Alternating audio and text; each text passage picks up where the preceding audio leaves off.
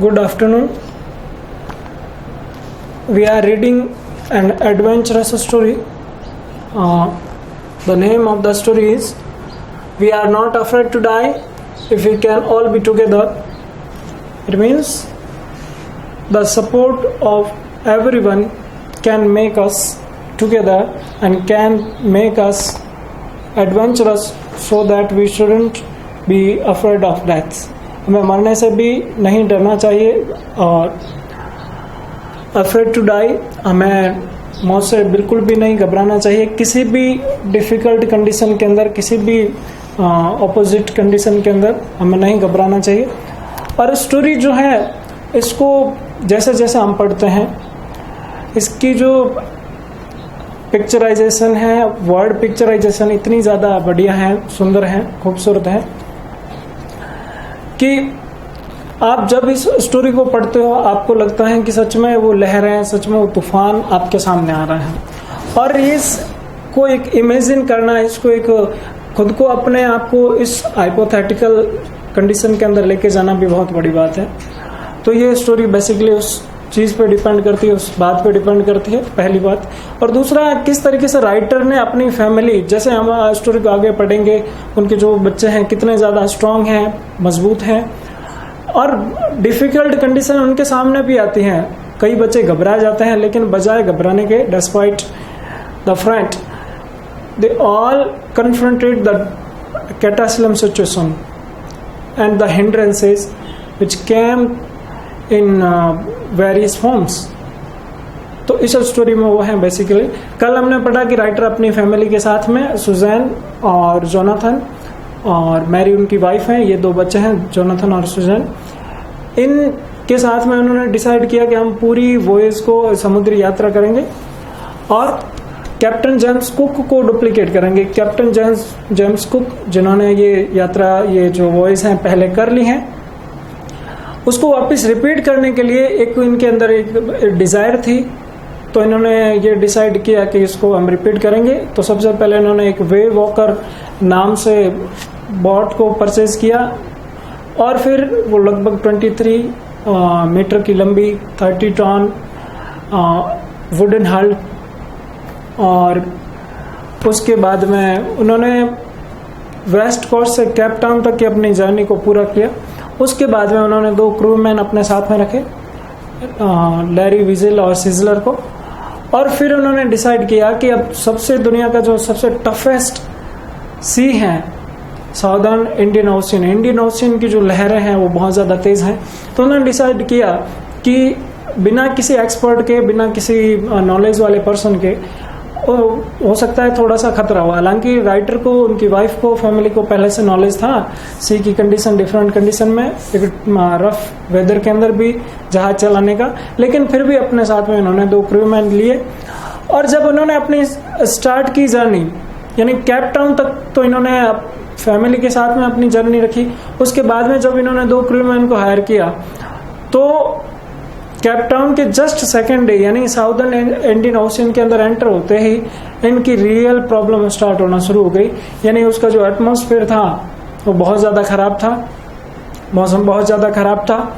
लगभग मास्ट, जैसे जो हाईएस्ट पोल कह सकते हैं हम लोग उसको, जहाज के अंदर जो सबसे हाईएस्ट पार्ट होता है, मास्ट तक की लहरें, लगभग 15 मीटर जो वेव्स हैं पानी की, आ रही थी।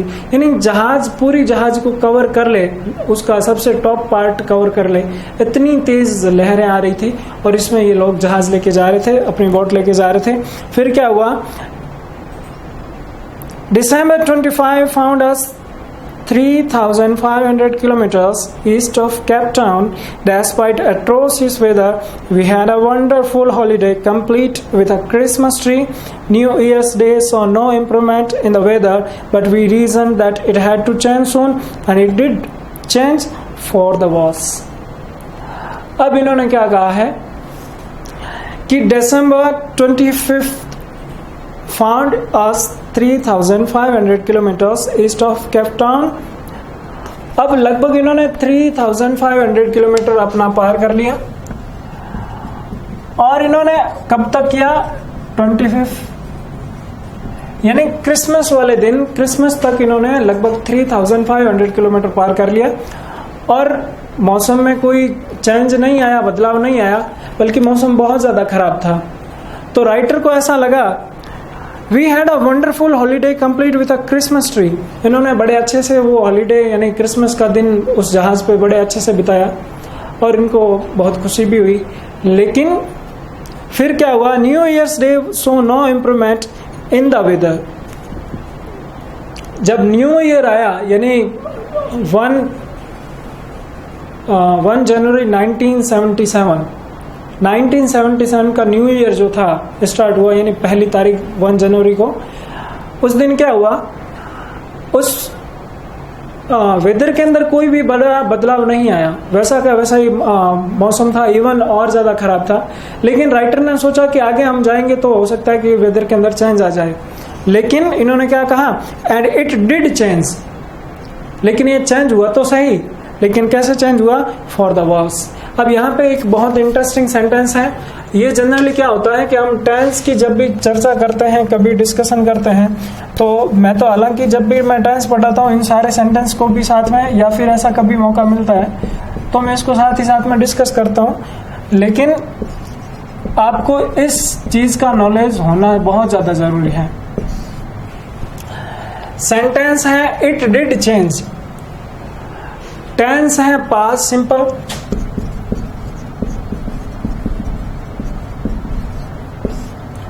पास्ट सिंपल टेंस है।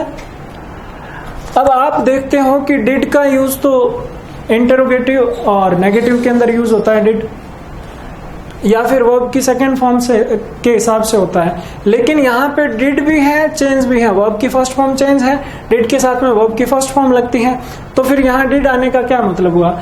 ऐसा क्यों नहीं है सेंटेंस इट चेंज्ड, ऐसा क्यों नहीं है, ऐसा इसलिए नहीं है क्योंकि सेंटेंस है वो एम्फेसिस है, इसको कहते हैं एम्फेसिस। ग्रामर में कहते हैं एम्फेसिस, किसी सेंटेंस में प्रेशर देने के लिए, स्ट्रेस देने के लिए, उस सेंटेंस को इफेक्टिव बनाने के लिए सेंटेंस के साथ में डिड का यूज होता है या डू का यूज होता है, उसको कहते हैं एम्फेसिस। एक सिंपल सेंटेंस के अंदर, एक एफर्मेटिव सेंटेंस के अंदर भी यदि डू, डज या डिड का यूज होता है हेल्पिंग वर्ब के साथ में, जिसमें नेगेटिव यानी नॉट वगैरह नहीं है या ना ही ऐसी कोई एडवर्ब है, उस सेंटेंस को कहते हैं इफ एम्फेसिस। जैसे इसके और एग्जांपल मैं आपको दूं तो मैं ऐसा लिख सकता हूं कि ही डज ईट मैंगोज, और एक मैं लिखूं ही ईट्स मैंगोज।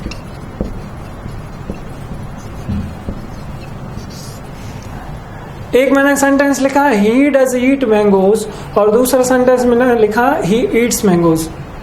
पहले वाला सेंटेंस का क्या मतलब हुआ, पहले वाले सेंटेंस का मतलब हुआ कि ही डज ईट मैंगोज यानी वो आम खाता तो है या फिर वो आम खाता ही है, but now he is not eating, लेकिन अभी वो नहीं खा रहा है। ही डज ईट मैंगोज, वो आम खाता तो है लेकिन अभी नहीं खा रहा है, ठीक है। और दूसरा सेंटेंस सिंपल सा है ही ईट्स मैंगोज, वो आम खाता है। तो इस तरीके से जो सेंटेंसेस हैं उसको कहते हैं, ये फर्स्ट वाला जो सेंटेंस है प्रेजेंट का एम्फेसिस है, सेकेंड वाला जो सेंटेंस है वो पास्ट का एम्फेसिस है। एम्फेसिस का मतलब होता है किसी सेंटेंस को इम्पोर्टेंस देना, किसी सेंटेंस पे स्ट्रेस देना, किसी सेंटेंस को इफेक्टिव बनाना। और जनरली इन सारे सेंटेंसेस का यूज किया जाता है आपकी कंडीशन को अच्छे से, यानी लोग उसको नोटिस कर सकें, इसको दिखाने के लिए इसका यूज किया जाता है। तो राइटर ने यहाँ पे हमें क्या नोटिस करवाने की कोशिश की है, राइटर ने ये कहा है कि मुझे ऐसा लग रहा था कि न्यू ईयर को यानी 1 जनवरी को, 1 जनवरी को हो सकता है कि वेदर के अंदर कुछ इसके बाद में कुछ चेंजेस आए, क्योंकि 1 जनवरी को तो कोई चेंज नहीं आ रहा था। तो उनको ऐसा लगा कि 1 जनवरी के बाद में कुछ हो सकता है कुछ चेंज आए, लेकिन सच में चेंज आया भी, लेकिन चेंज कैसा था, चेंज और ज्यादा बुरा था, यानी मौसम और ज्यादा खराब हो गया। 15 मीटर्स की जो वेव्स आ रही थी, जो जहाज से भी ऊपर जा रही थी वो तो थी ही, लेकिन उसके बाद में भी उन लोगों ने क्रिसमस सेलिब्रेट कर दिया अच्छे से। जब 1 जनवरी आई तो इनको लगा कि मौसम अब तो हो सकता है कि चेंज हो जाए, लेकिन चेंज होने की बजाय चेंज तो हुआ, लेकिन इनके हिसाब से जो चेंज होना था वो नहीं होके उसके जस्ट ऑपोजिट हुआ और ज्यादा मौसम खराब हो गया। और फिर क्या हुआ, at dawn on January 2 the waves were gigantic, we were sailing with only a small storm jib and were still making 8 knots. As the ship rose to the top of each wave we could see endless enormous seas rolling towards us and the screaming of the wind and spray was painful to the ears. आगे writer कह रहे हैं कि जब 2 जनवरी आई, 1 जनवरी को तो उन्होंने देखा कि कोई चेंज हो, लेकिन उस दिन ही चेंज स्टार्ट हो गया।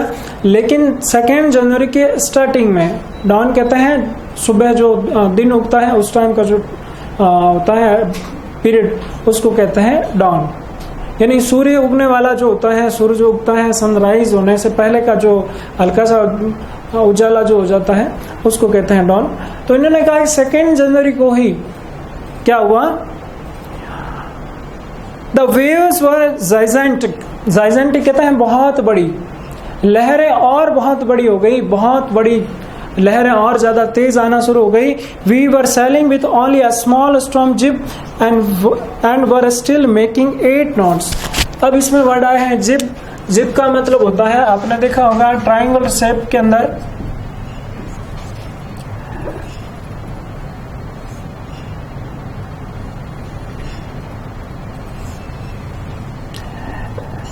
इस टाइप के शेप के अंदर, एक ट्रायंगल शेप के अंदर आपने देखा होगा, या टीवी वगैरह में भी आपने जहाज रियल में देखी होगी तो भी, कि या बोट देखी होगी, इस तरीके का एक कपड़ा टाइप होता है जो जहाज को वेव से, पानी से बचाने के लिए, यानी पानी उसके अंदर नहीं जाए और जहाज को और ज्यादा कोई नुकसान नहीं हो, उसको बचाने के लिए जिब होता है। तो इन्होंने कहा हमारे पास में एक तूफान वगैरह आए उसके लिए एक छोटा सा जिब उसमें लगा हुआ था, और हम 8 नॉट्स, नॉट्स कहते हैं 1 नॉट,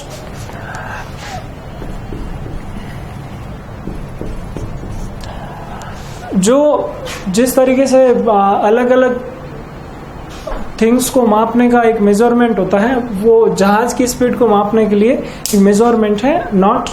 तो उस मेजरमेंट हम सिर्फ और सिर्फ 1 आवर के अंदर 8 नॉट्स को कंप्लीट कर रहे थे। और as the ship rose to the top of each wave we could see endless enormous seas rolling towards us and the screaming of the wind and spray was painful to the ears। अब ये कह रहे हैं कि जैसे जैसे हम आगे बढ़ रहे थे हम देख रहे थे कि एंडलेस सी, हमें जिसका कोई एंड नहीं है, फैदमलेस और इमेजर, बहुत बड़ा सी जिसका कोई एंड नहीं दिखाई दे रहा है, वो पूरा सी, हम उस पूरे समुद्र को हम देख सकते थे, और उसकी लहरें बहुत बड़ी बड़ी थी उसको भी हम देख सकते थे, और हवा जो है इतनी तेज आ रही थी, और साथ ही साथ में उसके पानी भी आ रहा था हवा के साथ में लहरों के कारण, कि वो कानों के अंदर दर्द करना शुरू कर दे। हवा इतनी तेज बज रही थी कि कानों के अंदर दर्द क्रिएट कर दे वो। और फिर to slow the boat down we dropped the storm jib and lashed a heavy mooring drop in a loop across the stern, then we double laced everything, went through our life raft drill, attached lifelines, donned oilskins and life jackets and waited। अब writer ने क्या किया, writer ने कहा कि हम जो stern यानी जो लास्ट पार्ट है,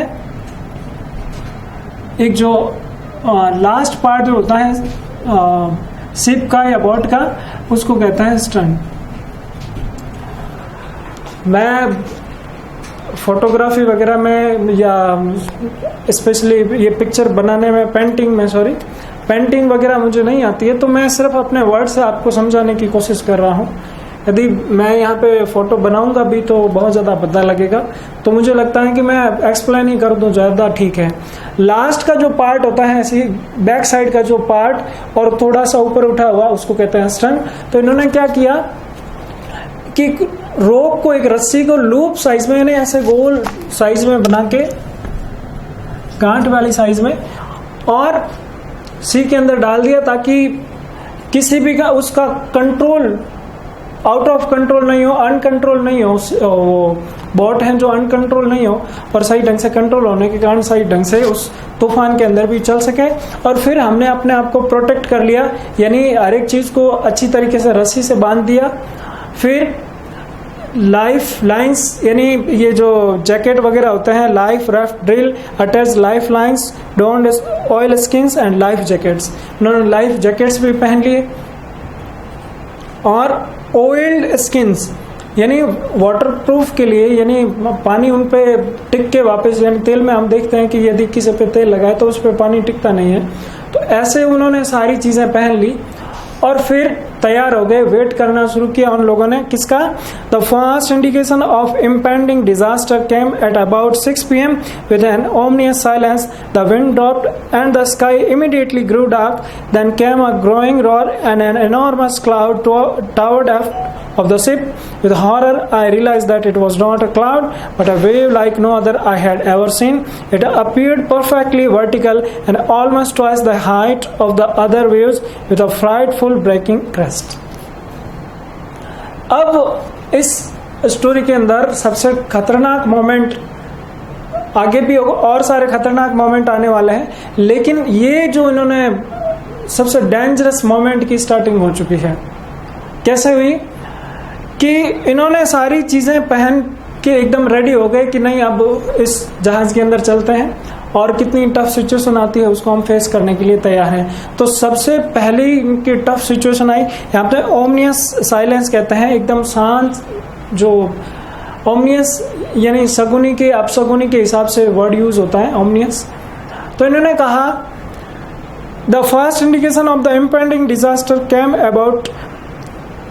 केम एट अबाउट 6 PM, लगभग 6 बजे पहली डिजास्टर यानी पहली प्रॉब्लम स्टार्ट हुई। लगभग 6 बजे तक सारी चीजें शांत थी। The wind dropped and the sky immediately dark grew, हवा शांत थी। अचानक से जो है एक बादल जो है, बहुत बड़ा बादल अचानक से पूरा काला हो गया। और फिर क्या हुआ? Then came at a growing roar and an enormous cloud towered of the ship. एक बहुत बड़ा बादल अचानक से काला हो गया और हमारे जस्ट शिप के पास में आ गया। और उस शिप के पास में आने के बाद में क्या हुआ? With horror I realized that it was not a cloud but a wave like no other I had ever seen. Writer ने कहा कि जब वो आके टकराया तब हमें मालूम पड़ा कि ये कोई बादल नहीं था बल्कि एक बहुत बड़ी वेव थी, बहुत बड़ी लहर थी। इतनी बड़ी लहर जिसका कोई एंड नहीं दिखाई दे रहा था। पानी का लेवल जो है बहुत ऊपर जा चुका था और कई गुना ज्यादा ऊपर जा चुका था। 15 मीटर की पहले स्टार्टिंग के अंदर वेव आ रही थी, लेकिन बहुत बड़ी वेव इस तरीके से लग रहा था जैसे कोई बड़ा सा काला बादल आ गया हो। इतना गहरा पानी और इतना बड़ी वेव, इतनी बड़ी लहर जो कभी राइटर ने अपनी लाइफ में कभी पहले नहीं देखी थी। फर्स्ट टाइम वो देख रहे थे, पहली बार वो देख रहे थे इतनी बड़ी लहर को। और it appeared perfectly vertical and almost twice the height of the other waves with a frightful breaking crest. अब ये कह रहे हैं कि इतनी बड़ी एक वर्टिकल साइज के अंदर, एक सीधी साइज के अंदर वर्टिकल और हॉरिजॉन्टल, आप अपने मैथ्स में ग्राफ में पढ़ते होंगे, आपने पढ़ी होगी हॉरिजॉन्टल वर्टिकल।